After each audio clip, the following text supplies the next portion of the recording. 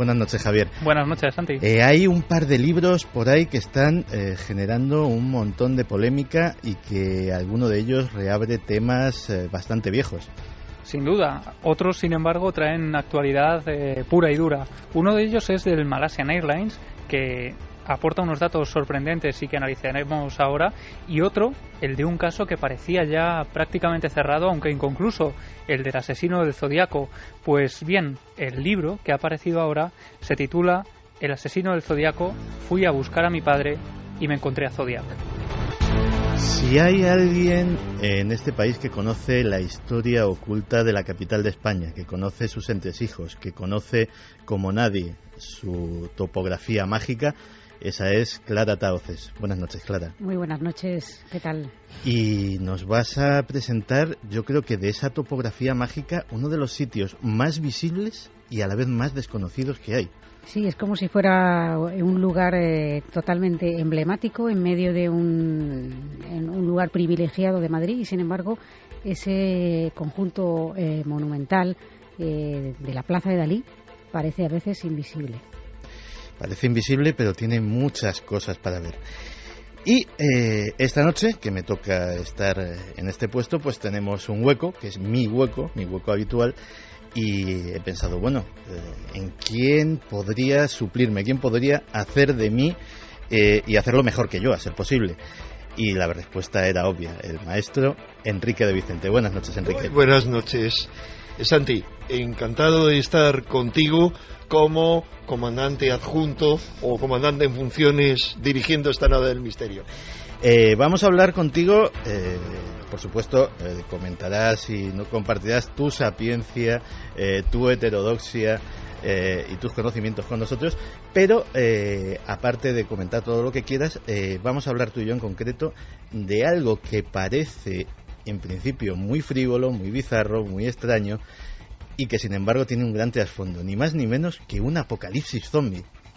Bueno, pues sí, eso es lo que dice un informe que se ha revelado esta misma semana acerca de unos ejercicios realizados por grupos del ejército norteamericano en 2011, pero esa metáfora de los zombies esconde algo más. Realmente no es sino uno de los muchos informes, todos secretos, pero que se han ido revelando durante los últimos años acerca de lo que podríamos llamar el fin de la civilización o el caos de la civilización, o en este caso el derrumbe del imperio americano y cómo luchar dentro del propio territorio americano, incluyendo la utilización de armas nucleares tácticas contra los zombies. ¿Y quiénes son los zombies?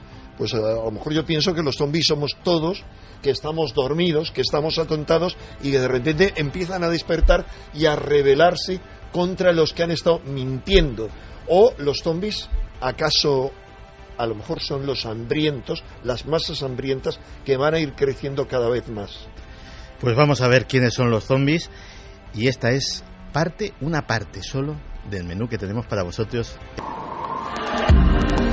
Nunca antes habías estado tan cerca de lo desconocido.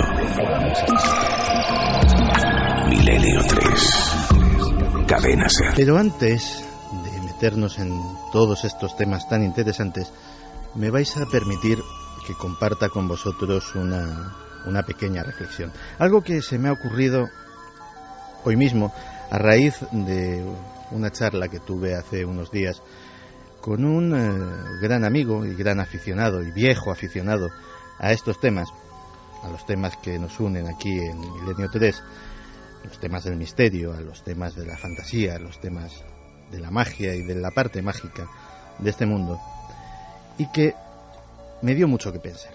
Os lo cuento. Me dijo, mira, si en el fondo todo esto que hacéis en la tele y en la radio, que hacen vuestros compañeros en las revistas, en el fondo es lo mismo desde hace muchos años, siempre son los mismos temas. Le damos vueltas una y otra vez a tal pirámide, a tal fantasma, a tal ovni, a tal chica de la curva. Vaya usted a saber, el catálogo puede ser más o menos amplio. Pasa una década, tal vez algo más, se incorpora una nueva generación de oyentes, de lectores, de espectadores entusiastas, que lo ven todo nuevo con los ojos de la juventud, y volvemos a repetir una y otra vez el mismo repertorio. Y yo, la verdad, estoy un poco desilusionado. Eso me dijo, y la verdad es que me lo dijo con tanto sentimiento que me dio que pensar. Y me dio de pensar hasta el punto de que durante unos instantes, durante unos minutos, incluso durante unas horas, me contagió en cierta medida esa desesperanza. Afortunadamente, buena parte de mi trabajo, de ese que no se ve, que no sale a la luz, consiste en buscar noticias, en recopilar temas. Y entonces topé con algo que puede resultar banal, pero os lo voy a contar. Existe en YouTube un canal que se llama WebDriver Torso. Es un nombre peculiar. Y más peculiar es el contenido del canal, porque si os acercáis allí podréis ver la friolera de 77.000 vídeos de 11 segundos exactos en los que solamente hay dos elementos, que se repiten en las más variadas, en todas las posibles variaciones posibles. Dos rectángulos, uno azul y uno rojo, y una serie de pitidos o chirridos que parecen salidos de un módem o de una computadora. Miles y miles de visitas y un misterio nuevo. Hay mucha gente en internet, hay mucha gente en los foros, hay mucha gente preguntándose qué es esto, si son mensajes secretos, si es una forma de comunicación de algún servicio de inteligencia o de alguna organización terrorista, si son formas, como algunos dicen, de los círculos de las cosechas que tienen los extraterrestres, vaya usted a saber, de comunicarse con nosotros. Esos 77.000 vídeos extraños, inexplicables, cuya explicación racional probablemente no lleguemos a obtener nunca, como de tantos otros misterios, es un misterio nuevo. Y todos los días, de todas las semanas, de todos los años, hay misterios nuevos. Incluso los misterios que no son nuevos. Cada generación de investigadores, cada persona, cada aficionado, cada uno de vosotros que según nos está escuchando aquí en la radio tiene la pantalla del ordenador o del tablet al lado y automáticamente lo busca, como estáis buscando ahora mismo lo de WebDriver Torso, que lo sé yo, y hace su pequeña investigación, saca sus nuevas conclusiones, ve el misterio con nuevos ojos. Y ese es el espíritu que siempre hemos querido transmitir. Por eso, en la vida de cada persona, en cada día, en el día más anodino, más normal, más vulgar de vuestra vida, seguramente hay una cosa, un elemento, que si le aplicáis las dos palabras mágicas que hay en nuestro diccionario, las únicas que aplicadas a cualquier cosa pueden hacer cambiar vuestra realidad. ¿Por qué? Posiblemente hayáis encontrado un nuevo misterio. Y bueno, un nuevo misterio, Javi, fue la desaparición del avión de Malaysian Airlines. Es algo que todavía está sin resolver y a mí me llama muchísimo la atención que se haya escrito ya un libro. En 5 minutos que nos quedan hasta el informativo, ¿nos puedes contar exactamente qué contiene este libro? Pues sí, muy rápidamente. Este libro ha salido a la venta esta semana en Australia y en él, aparte de detallarse las causas aparentes del accidente, la desaparición desde que ocurrió hace unos 3 meses, pues relata las teorías que este personaje, este escritor, saca a la luz, ¿no? Se llama Nigel Cawthorne. Él ha escrito más de 150 libros y lo cierto es que no tiene un gran prestigio en Australia, pero lo que él teoriza es que el avión fue derribado por Estados Unidos y Tailandia durante un entrenamiento militar conjunto entre estos dos países. Unas maniobras. Efectivamente, él se basa en los los testimonios de un trabajador de una petrolera neozelandesa llamado Mike McKay. Este hombre afirma que vio caer un avión en llamas en el Golfo de Tailandia justo en la fecha y en la hora aproximada en que desaparecía el avión de Malasia. Y precisamente por eso él lo que asegura es que esos militares americanos y tailandeses, haciendo las maniobras, precisamente con munición real, derribaron el avión. Y se trata de una gran maniobra del ejército americano de esconder pues esto que ellos mismos hicieron, ¿no? Incluso hasta tal punto habla de una gran conspiración, asegura que el ejército americano pudo arrojar una caja negra en las costas australianas para confundir a los equipos de búsqueda. Una caja negra falsa. Efectivamente. Que algún día será encontrada y que daría una versión acorde a sus intereses en este caso. Pues Enrique, no puedo menos que preguntarte, ¿tú qué opinas de esta versión? Bueno, primero que Javier lo ha dejado claro, este señor es un escritor profesional, es decir, que hace libros de cualquier tema de actualidad, pero para mí eso no quita que una hipótesis de este tipo me parece más coherente que todas las que se han planteado, porque he oído las cosas más peregrinas sobre el avión de Malasia. Las más peregrinas y algunas de ellas verdaderas estupideces. Bueno, las más importantes, como sabéis todos, pues es, por ejemplo, que lo habrían capturado, pero las versiones sobre la captura varían mucho.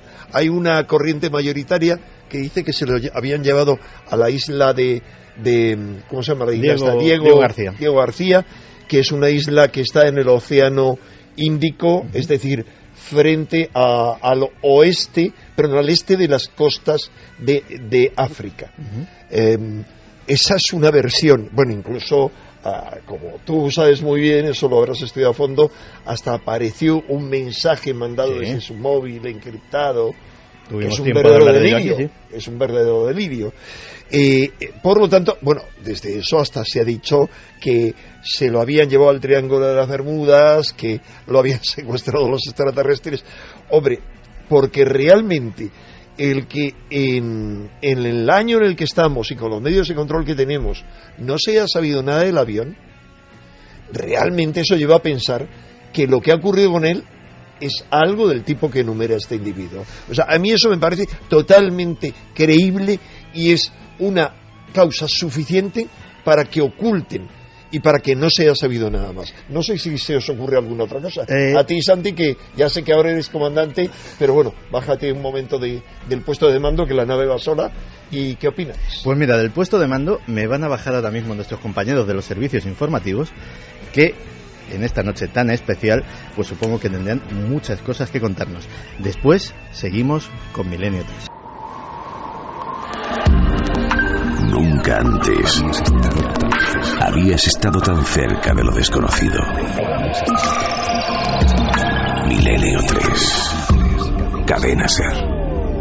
Regresamos en Milenio 3 y os recordamos que nuestra próxima cita dentro de una semana será una cita muy especial.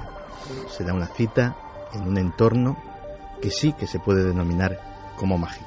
Nos marchamos a Mérida. Nos vamos todo el equipo de Milenio 3 al Anfiteatro Romano a vivir una experiencia inolvidable. No me olvido de todos los que no habéis podido acompañarnos, pero os prometo que en algún momento de la temporada que viene habrá una gran ocasión para que nos veamos todos las caras.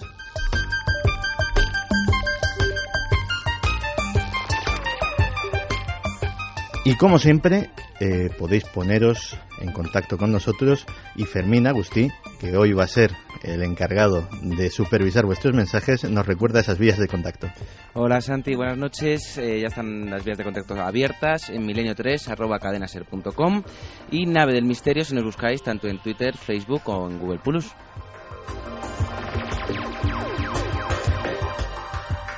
Pues ahí estamos esperando vuestros comentarios. El siguiente tema de esta noche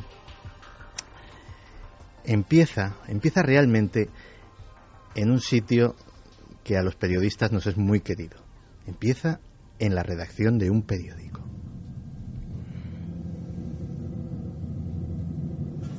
Podría ser el principio de una oleada de crímenes. Tiene que ver esto. Querido director, soy el asesino de los 2 adolescentes de las navidades pasadas del lago Herman y de la chica del 4 de julio cerca del campo de golf de Vallejo. Para demostrar que yo los maté, daré unos detalles que solo la policía y yo conocemos. Navidades. Marca de munición Super X. 10 disparos. El chico estaba boca arriba con los pies mirando hacia el coche. La chica... ¿Quieres seguir tú, por favor? La chica estaba sobre el costado derecho con los pies hacia el oeste. Aquí tiene parte de un mensaje cifrado. Las otras 2 partes se las he enviado a los directores del Vallejo Times y del San Francisco Examiner. Quiero que saque este mensaje cifrado en primera página. En este criptograma está mi identidad. Si no ha publicado este mensaje cifrado antes de la tarde del viernes con B, 1 de agosto del 69, iniciaré la carnicería esa misma noche. Daré vueltas con el coche durante el fin de semana y mataré a todo el que encuentre solo por la noche. Y no dejaré de matar hasta haberme cargado a 12 personas ese fin de semana.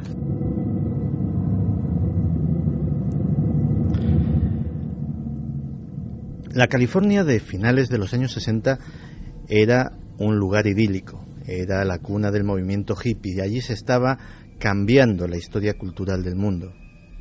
Una revolución de música, de paz, de amor, también de experimentación con sustancias psicodélicas.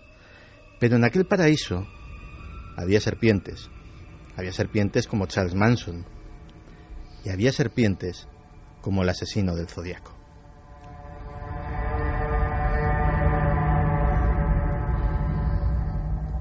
Siete víctimas reconocidas por la policía, 37 según él. De hecho, en uno de sus mensajes se jactaba con una especie de macabro marcador. Ponía Zodíaco 37, Policía de San Francisco 0.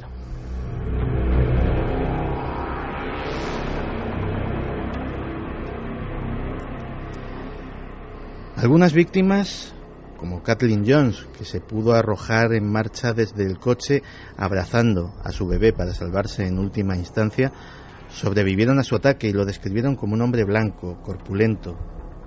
El FBI además añadía que poseía una gran inteligencia y que tenía que ser militar o experto en criptografía de alguna forma.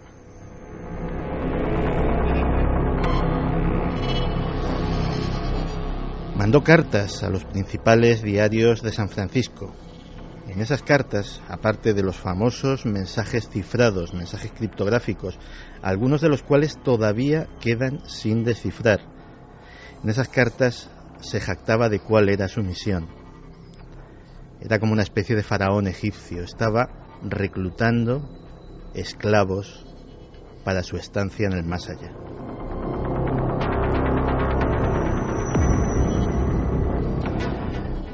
Incluso es posible que tengamos su voz.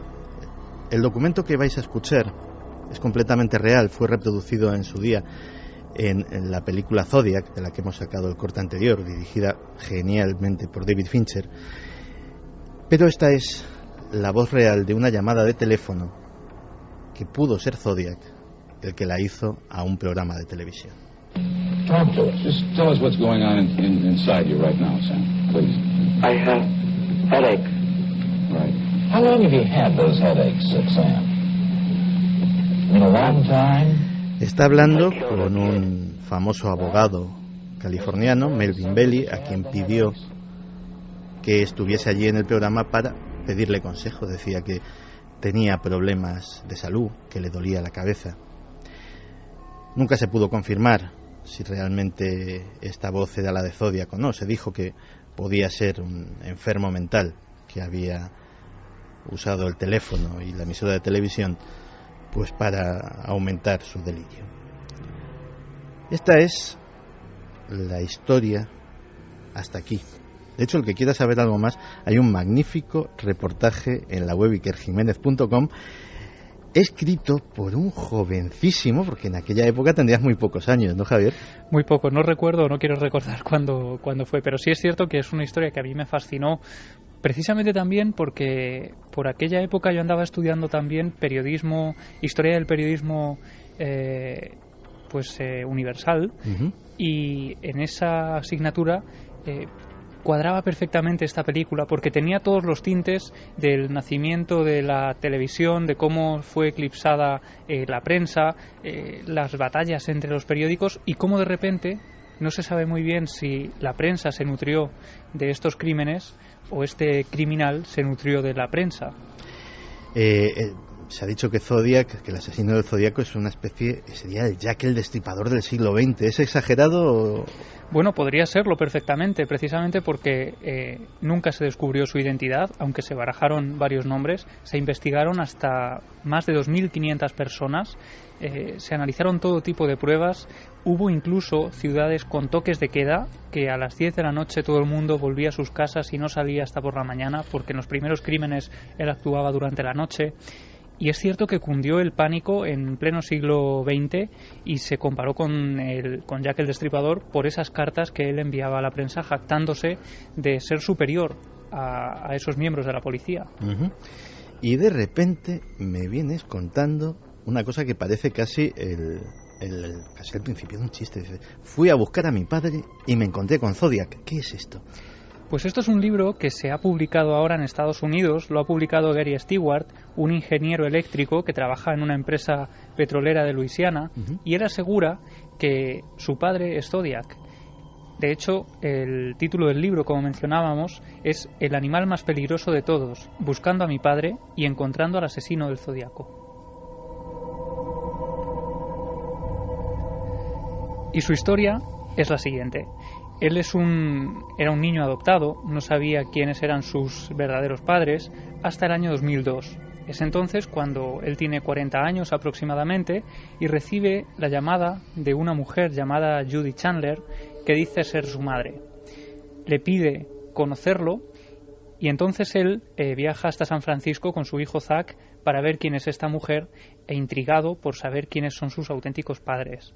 Cuando él llega allí se encuentra una mujer mayor, una mujer que empieza a contarle su vida, le cuenta muy apenada que ella nunca quiso abandonarle, que fue su padre el que lo dejó y el que hizo que durante el resto de su vida estuvieran separados.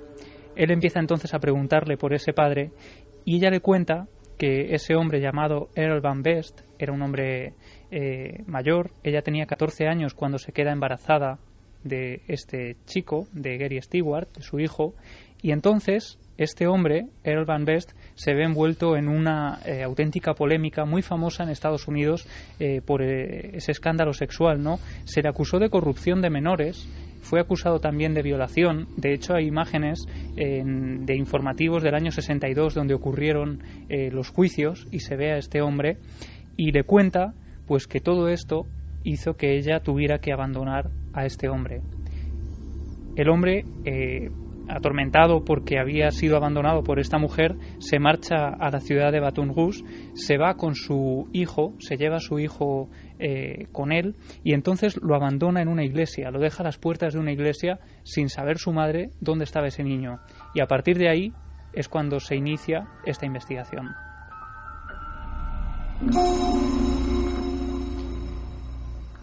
Es entonces cuando Gary Stewart le pide a esta mujer una foto de su padre, intrigado para saber cómo era, ¿no? Ella le entrega una vieja foto, se ve un hombre con gafas, con el pelo muy corto, y él se la lleva y la guarda en su despacho. Y es unos meses más tarde, cuando la casualidad, que siempre acude ante los testigos que indagan de más, llamó a las puertas de Gary Stewart. Si quieres, vamos a escucharlo contándonos cómo se inicia esta investigación. El cartel de Se Busca de 1969 del Departamento de Policía de San Francisco aparece en pantalla y mi corazón se para. Y creo que dejé escapar un grito muy audible y mi hijo, Zack, entra en la habitación, me mira y dice: «Oye, papá, ese eres tú». Entonces volví a mi oficina, donde tengo la única foto de mi padre, y le dije: «No, hijo, no soy yo, es mi padre».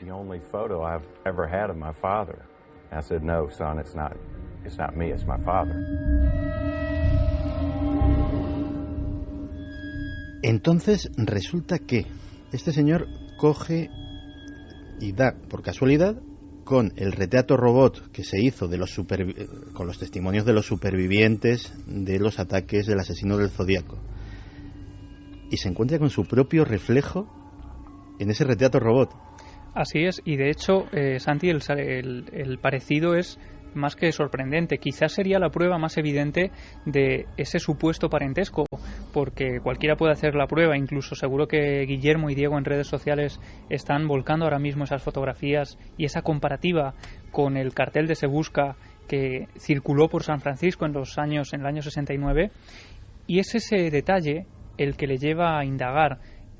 Algo que parecería una casualidad, que quizá en manos de cualquier otra persona se quedaría en una anécdota, pues en él supone el inicio de un chispazo que da lugar a una investigación de más de 10 años.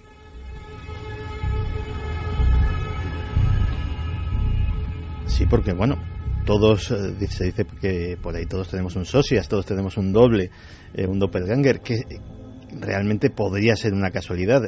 No creo que sea simplemente eso lo que le haya hecho escribir un libro en el que afirma que Zodiac es su padre. Claro, ese fue el detonante, pero como decía, durante 10 años él estuvo indagando, buscando en las pruebas policiales, incluso buscando en la letra de su padre para compararla con los criptogramas y con las cartas que Zodiac envió a la prensa, y es a partir de ahí cuando él va tejiendo esa teoría que va conduciéndole a una incómoda respuesta que para él, decía, ojalá hubiera sido negativa.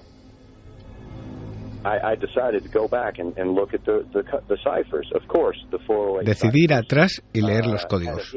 Y en los criptogramas había un mensaje oculto. Los profesores de la Bahía descifraron ese mensaje, pero no se dieron cuenta de que había otro código sin descifrar. Ese código, según los caracteres descifrados, revelaba el nombre de mi padre.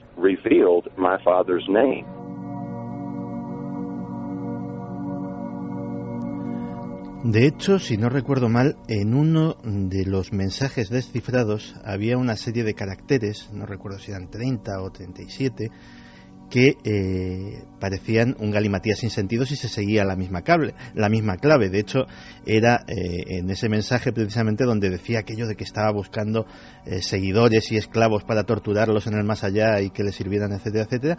Pero de repente aparecen 30 caracteres extraños que no parecen encajar. ¿Se está refiriendo a eso?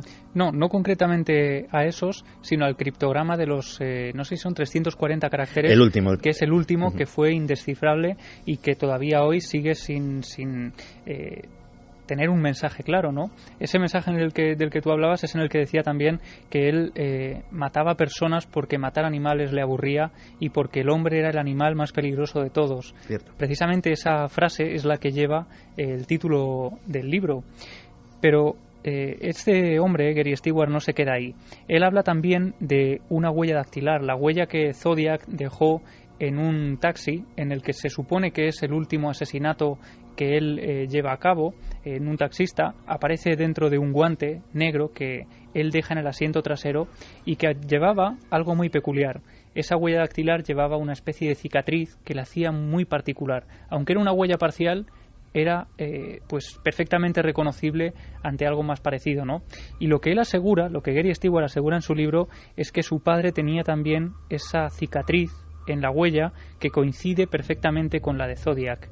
No solo eso, sino que él también consiguió, por ejemplo, los documentos de la boda de sus padres, donde aparece la firma y unas palabras de este hombre, y allí hizo también una comparativa junto a un perito calígrafo de las letras de su padre y de las letras de Zodiac, y el parecido pues también es sorprendente en gran parte de las letras, ¿no? Precisamente con Clara en la redacción hemos estado viendo esos análisis y yo creo que mejor que ella para ver un poco lo que opina de todo esto. Pues sí, hemos estado revisando tanto las escrituras de Zodiac oficiales, vamos a decir, indubitadas, que sabemos que bueno, pues son de él, en cualquiera, quien fuera esa persona, da igual, pero son del asesino en cuestión. Y este otro tema de las comparativas de las escrituras del presunto padre, porque tampoco sabemos muy bien si era su padre, se está esperando hacer unas pruebas de ADN para confirmar que esa persona era realmente su padre, ¿no? Y bueno, pues con estos datos, pues la verdad es que hay algunas, en lo que yo he podido observar, hay algunas letras muy similares. Lo que pasa es que, claro, yo desconozco el estudio completo en lo que se basa esa información. Ahí realmente se reproducen tres documentos, y en dos de ellos están las comparativas de determinadas letras y sí que tienen cierta similitud. Luego hay otra cosa que para mí está un poco cogida con pinzas, ¿no? Y es que quieren explicar que de alguna manera Zodiac introdujo las iniciales de su nombre de manera simbólica o en clave, ¿no? Y entonces hacen como una especie de análisis con el símbolo de Zodiac, que era una especie de Z con una especie de onda arriba en la parte superior, y lo que han hecho es girarlo 90 grados. Entonces dicen que eso da como resultado, lo pueden probar los oyentes, una E y una V, que serían las iniciales de Earl Van. Y luego, si volvemos a girar otra vez esa Z, nos saldría la B del apellido. Pero yo creo que esto es, para mi opinión, mi opinión está cogido con pinzas. Un personaje evidentemente tan teatral y tan retorcido podría no ser extraño, pero efectivamente sí suena un poco raro. Tú, Clara, como calígrafa has estudiado la letra del asesino del Zodíaco. Pues supongo que es un gran ejemplo de algunas cosas. ¿Qué te dijeron esos textos? ¿Qué te decía esa letra? Pues bueno, la letra de Zodiac para mí es un claro ejemplo de enfermo. O sea, tengo que decir, es una letra, una escritura que si los oyentes pues toman la molestia de mirar un poco en internet, la van a encontrar. Incluso es posible que la hayan colgado tanto Guillermo León como Diego Marañón, y en estos momentos la puedan estar viendo en las redes sociales, ¿no? Pero les va a llamar la atención en algunos aspectos la claridad con la que está escrita, el aparente orden, la monotonía, y es decir, parece una cosa hecha casi como con una plantilla. Esto a priori en los mitos grafológicos la gente piensa que esas escrituras, cuanto más claras, más bonitas o más ordenadas y legibles, pues mejor es la persona. Esto es una creencia antigua que se tiene y realmente no es así. Es decir, las escrituras cuanto más monótonas y que vemos como una persona que intenta controlar las emociones hasta tal punto que cuando llega un momento que esas emociones se disparan, lo hacen de la peor forma, y este puede ser el caso de Zodiac.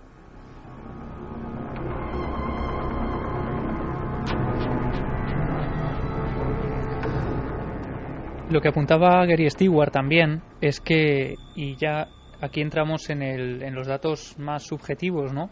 Él decía, por ejemplo, que la mayoría de las víctimas descubrió que se parecían a su madre, a Judith Chandler, a la mujer que lo abandonó, y que esto precisamente pues también podría ser un indicio. De hecho, la policía de San Francisco pronto se dio cuenta de que algunos de los hombres que acompañaban a las mujeres que habían intentado ser asesinados habían sobrevivido. La teoría era que este hombre se ensañaba con las mujeres y se olvidaba de rematar a los hombres que las acompañaban, ¿no? Y quizá, apunta a Gary Stewart, parte de ese ensañamiento tendría que ver precisamente con el parecido de estas mujeres con la mujer que lo abandonó. Eso es muy típico de los asesinos en serie. Se centran en una tipología de víctimas normalmente muy definida. ¿Sabemos algo más? Pues fíjate, hay otro detalle que también parece muy de novela, pero que en su momento también se apuntó en la investigación del asesino del Zodíaco.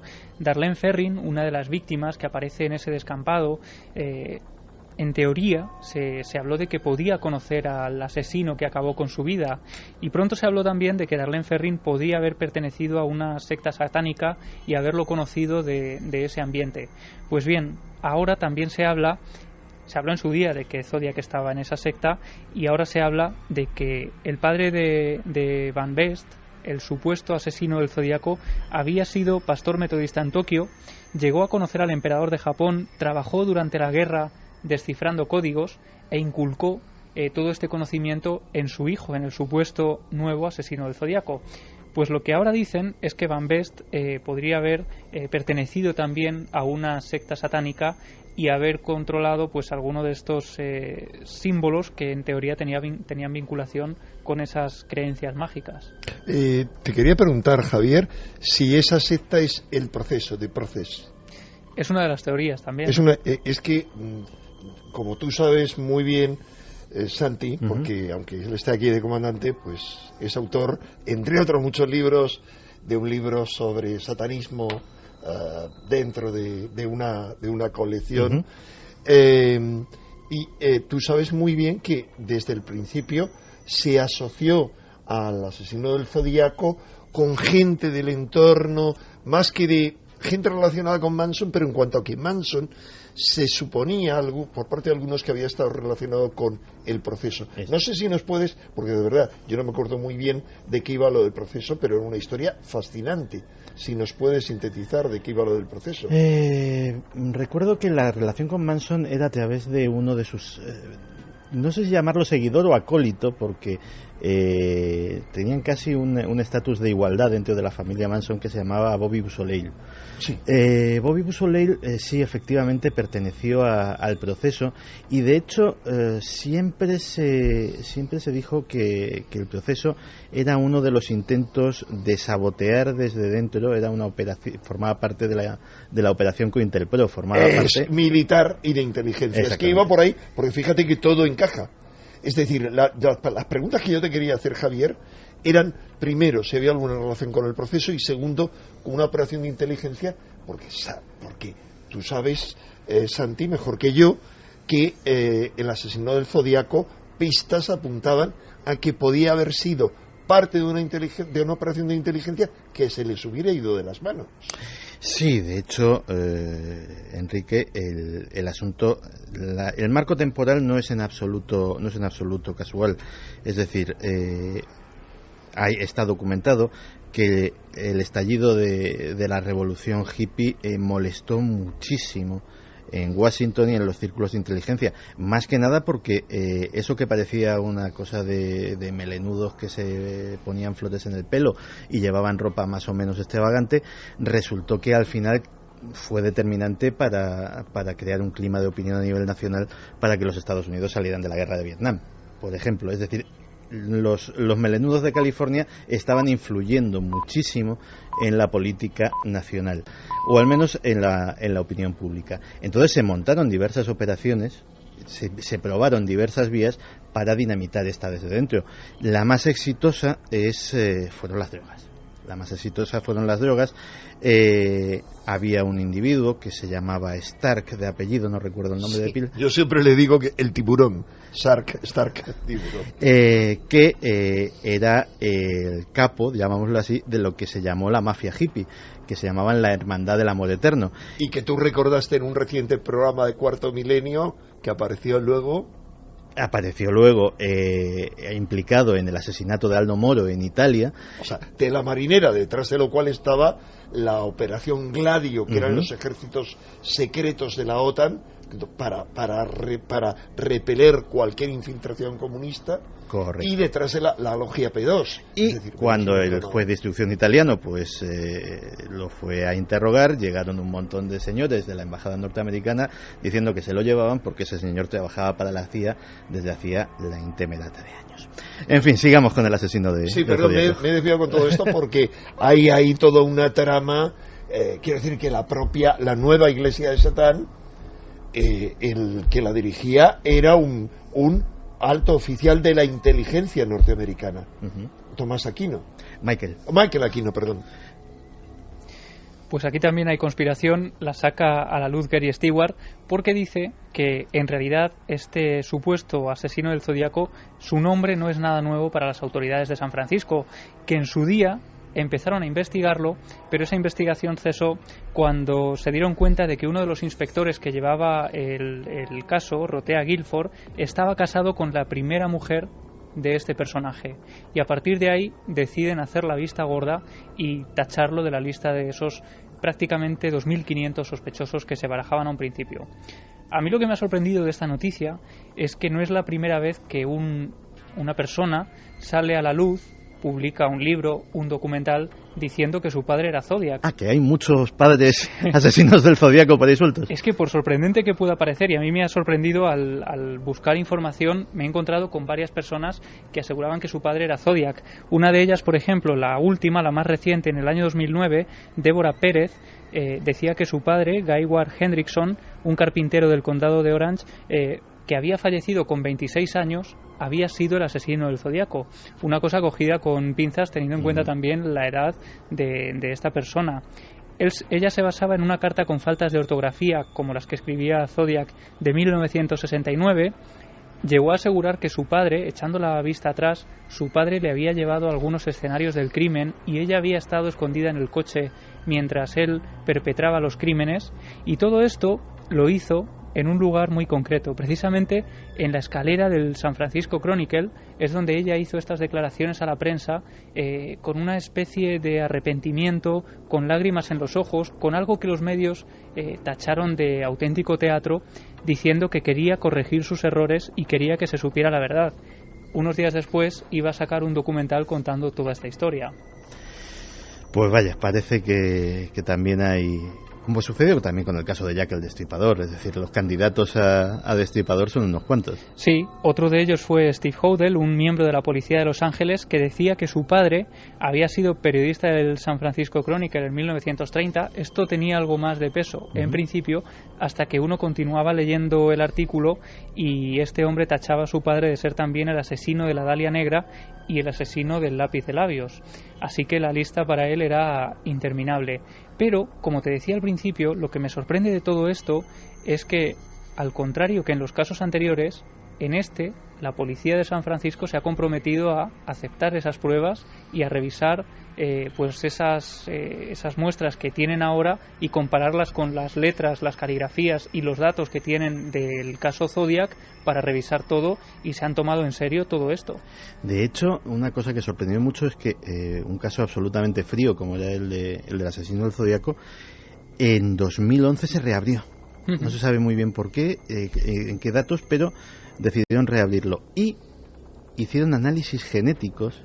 Existe ADN del asesino del Zodíaco guardadito y quién sabe, podrían compararlo con el de este señor y ver si hay una coincidencia padre-hijo. Eso es lo que él decía, que está esperando también hacer esos análisis de ADN, que la policía de San Francisco ya ha tomado muestras de ADN y bueno, pues quién sabe, ¿no? Quizá algún día sepamos algo más. Todavía hay también cartas del asesino del Zodíaco que no han salido a la luz. Pues la verdad es que es una historia fascinante. Probablemente sea del siglo XX una de las historias de asesino en serie más extrañas, más rocambolescas, los mensajes en clave, los diferentes métodos, el anonimato, la publicidad en los periódicos. Yo creo que tenía todos los ingredientes para esa gran película que se hizo y muchos más. De hecho, hay una cosa que solamente cuando te metes un poquito en el tema la sabes, que es que el asesino del Zodíaco en teoría no desaparece en 1969. El Chronicle sigue recibiendo cartas que sospechan por la caligrafía, por la forma que están redactadas, por una serie de detalles incluso que no se han dado a conocer, que siguen siendo suyas, incluso quejándose de cosas banales como el editorial de hoy era una porquería, como si se estuviera riendo constantemente de ellos, y así durante toda la siguiente década, la década de los 70.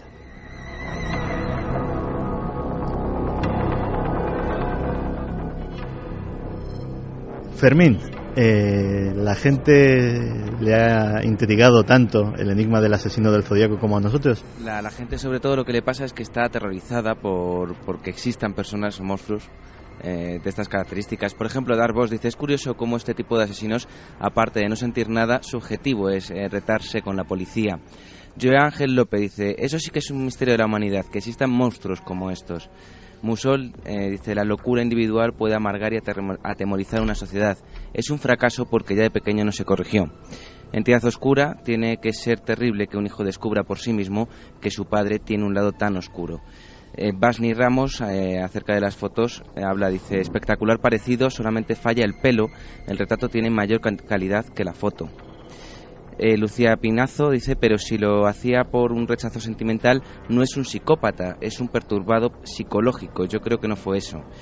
María José Pulido, la inteligencia muy superior al resto hace que te aburras y des tramas como si de un teatro se tratase. Pues la verdad es que sí que es un enigma del ser humano la existencia de estos monstruos, porque no se los puede llamar de otra manera. Y de unos monstruos reales vamos a pasar a otros monstruos. Los monstruos que nosotros creíamos que eran ficticios, creíamos que era una cosa de pasárnoslo bien con las series de televisión, con los videojuegos, con las películas. Pero ahora parece que hay quien nos dice otra cosa.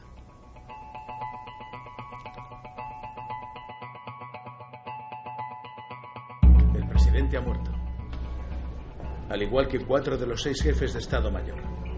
La capital se ha convertido en un campo de batalla. En el poder político cunde el pánico.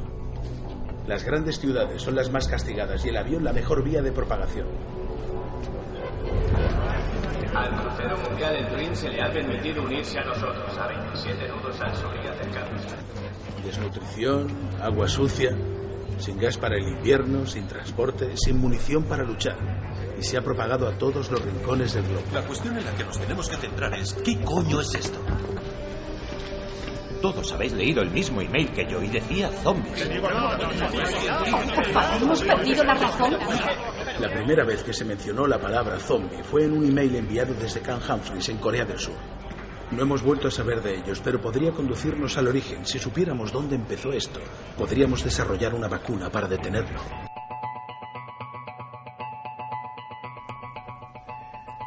Pues ahí estaban los titulares de la semana pasada, unos titulares que pues llamaban muchísimo la atención. Venían a decir el resumen que el Departamento de Defensa de los Estados Unidos tenía un documento bajo el sonoro nombre de CONOP 8888, todo esto suena como muy críptico, en el cual consistía en un plan de contingencia para un apocalipsis zombie, lo que hemos visto 1000 veces en las películas, en las novelas, hasta en los videojuegos.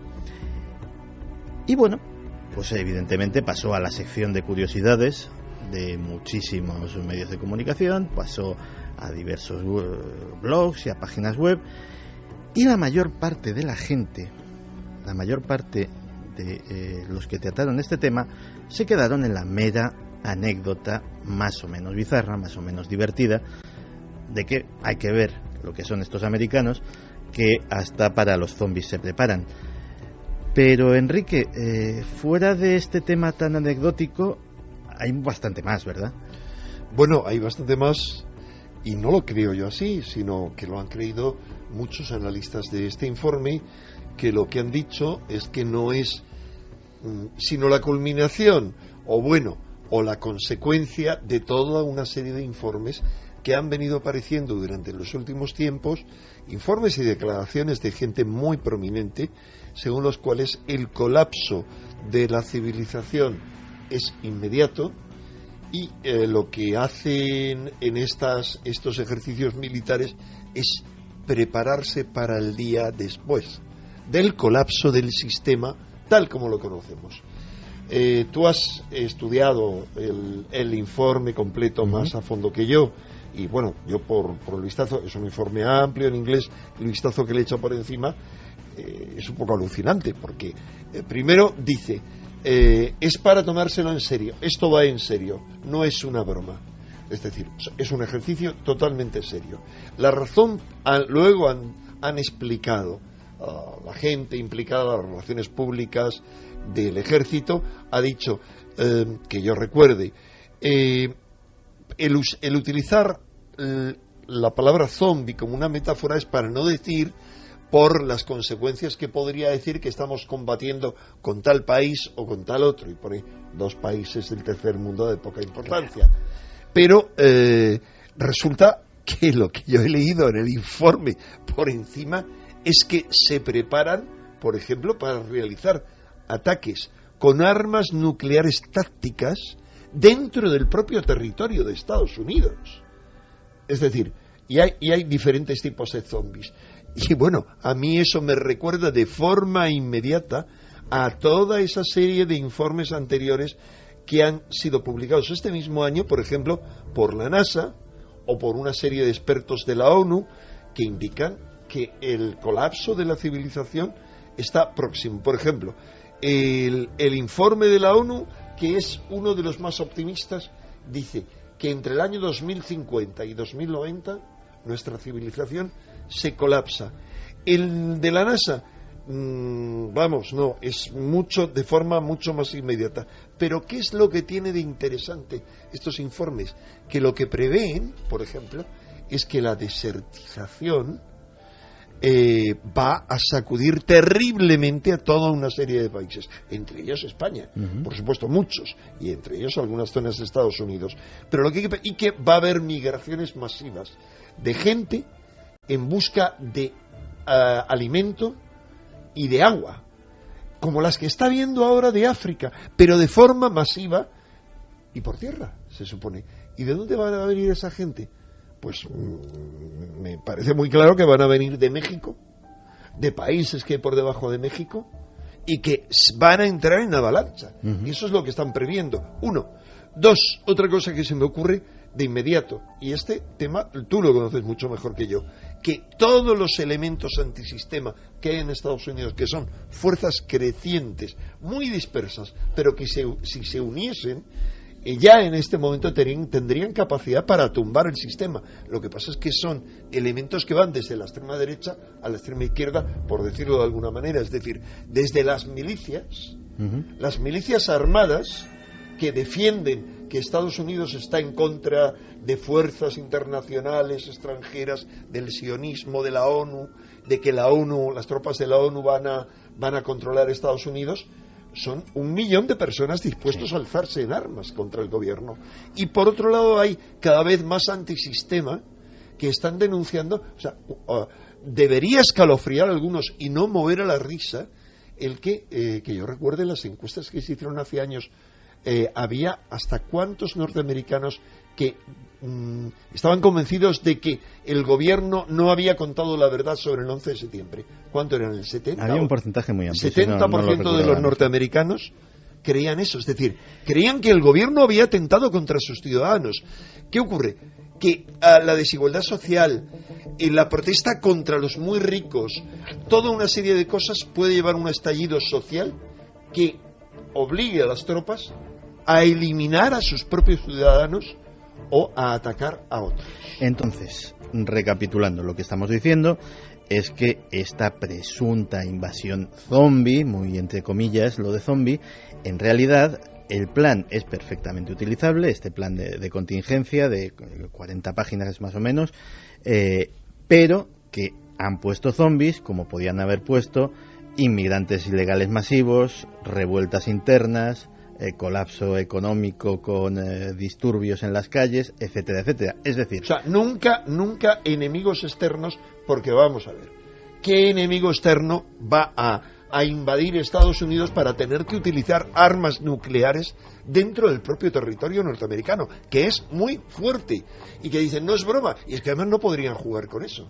Y lo que yo te pregunto, Enrique, ¿esto es por si acaso, un ejemplo del si vis pacem para bellum y que todo el mundo y estar preparado absolutamente para cualquier contingencia, o realmente si se hace tanto hincapié en desarrollar estos documentos, en que esto se desarrolle luego en maniobras militares, como luego se plasma en la realidad, etcétera, etcétera, basándose en estos protocolos, es porque creen que hay una amenaza inminente?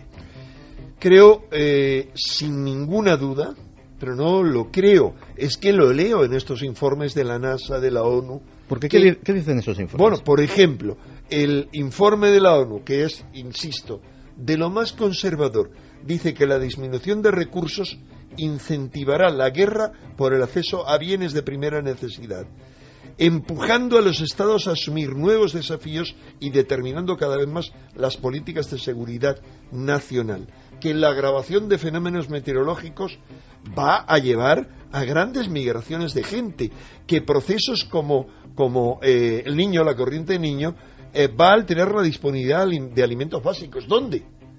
en toda la cuenca que hay en torno al Caribe. O sea, el Niño afecta básicamente a toda esa zona. Es decir, estamos hablando de muchos elementos, podría seguir hablando. Desde luego hay todavía cosas mucho más preocupantes, y son las declaraciones de James Lovelock, el famoso creador de la hipótesis Gaia, pero además descubridor un montón de cosas, que dice que solo el 20% de la población habrá logrado sobrevivir en el colapso medioambiental en el año 2030. Pero el informe de la NASA, creo que es el informe de la NASA o el de la ONU, sí, creo que es el de la NASA, que dice que será el 30% de la población. Solo el 30% de la población va a lograr sobrevivir. Nos puede parecer de ciencia ficción, pero leamos los informes científicos. Yo tengo aquí un montón de informes, no de gente cualquiera, de Edward Teller, de el padre putativo, por llamarle de una forma suave, de la bomba atómica, es decir, el que denunció a Oppenheimer, a su compañero Oppenheimer, padre de la bomba atómica, y a otro montón de científicos como Rojos, para hacerse con el poder, que ha seguido viviendo y coleando durante muchísimo tiempo, que ha creado, por ejemplo, es el responsable de los chemtrails, de esas cosas, el responsable ideológico, porque es el que propuso la geoingeniería. Aquí tengo un montón de informes firmados por él, que tú has visto antes. ¿Qué ocurre?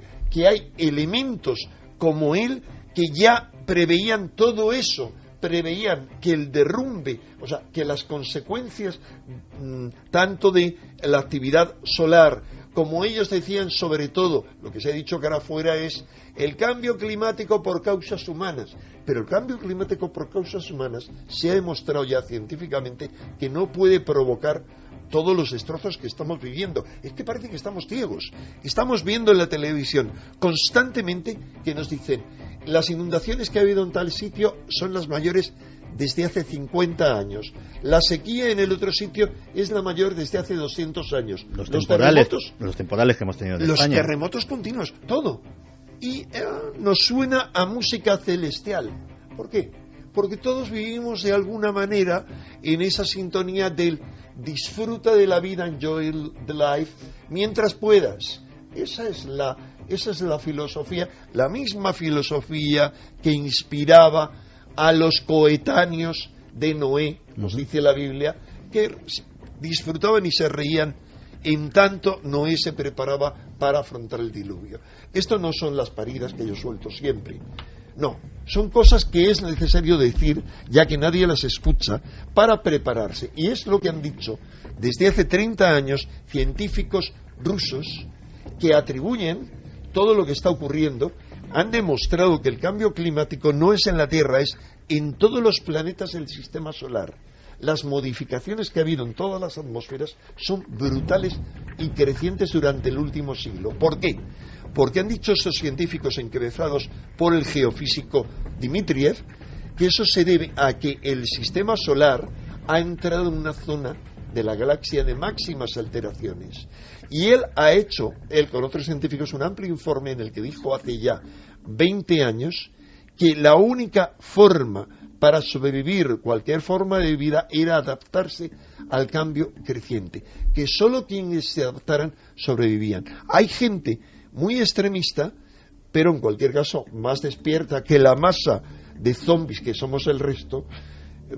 Zombie, ahí está la palabra zombie. He dicho zombie por no decir borrego, pero hay gente que dice que estamos ante la sexta extinción, que ha habido otras 5 extinciones anteriores y que vamos a la sexta. Te voy a dar un dato para que me lo valores, que sé que te va a encantar, pero antes Javi me va a resolver una curiosidad, porque evidentemente parece que lo que dice Enrique está claro, es decir, esto es una metáfora que se utiliza para que no cunda el pánico. Si a alguien le llega estos papeles a su conocimiento, dice, bueno, pues sí, cosas de americanos y zombies, pues qué peliculeros esta gente, pero ¿por qué no extraterrestres o un lagarto radioactivo de 30 metros en plan Godzilla? ¿Por qué zombies? Bueno, yo no creo que sea casualidad. Precisamente todos habremos visto películas, series de zombies, y sabemos que el zombi solitario no es peligroso. Sin embargo, la manada de los zombis, la horda de zombis, es la que puede provocar el auténtico caos. Y quizá por eso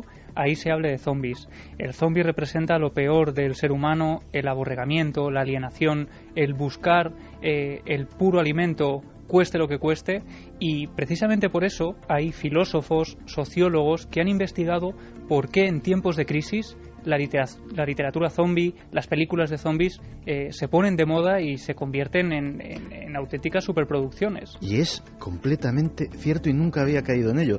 Pero el otro boom del mundo zombie fue precisamente a principios de la década de los 70, en plena crisis del petróleo, cuando parecía otra vez que todo el sistema económico se iba a venir abajo y se pasó muy mal en los años 73, 74 y 75, pues también empiezan a surgir películas, novelas, etcétera, etcétera, de zombies. Y me dices que eso no es casual. No es casual. Sociólogos, por ejemplo, Jorge Fernández, en su libro Filosofía Zombie, habla de cómo, por ejemplo, la película de La Noche de los Muertos Vivientes es un reflejo de la guerra de Vietnam. Recoge declaraciones de George Romero, el padre del mundo zombie en el cine, que dice: todas mis películas de zombies han surgido a partir de ideas al observar lo que está ocurriendo a nivel cultural o político en el momento en el que la película se está rodando. Y recoge varios ejemplos, como por ejemplo la película Zombie, donde el escenario principal es un centro comercial lleno de zombies. Es una película reflejo del consumismo exacerbado. El abuso del poder, por ejemplo, aparece en El Día de los Muertos, donde un grupo de científicos se refugian junto a otro grupo de militares en una antigua instalación política, y surgen allí todo tipo de problemas y conflictos entre los científicos y esos militares.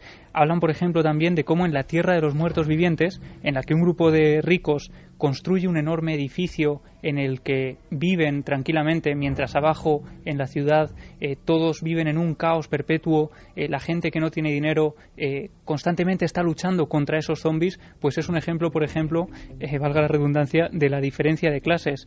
Y el más latente fue una serie que se llamó Dead Set, en la que una especie de virus se expandía por todo el mundo se convertía en zombies, excepto los concursantes de un reality show. Un reality show muy famoso, que se quedaban dentro de una casa encerrados y eran los únicos supervivientes. Y las escenas que aparecían y que recibieron grandes críticas eran las de algunos zombies pegados a la pantalla del televisor. Pues te voy a dar ese dato, Enrique, para que me lo valores muy brevemente, porque me interesa mucho saber si los oyentes piensan que nos hemos vuelto locos con esto de los zombies o realmente qué opinan. ¿Sabías de dónde procede la filtración de este documento? No. Te lo voy a decir y a ver qué te dice eso.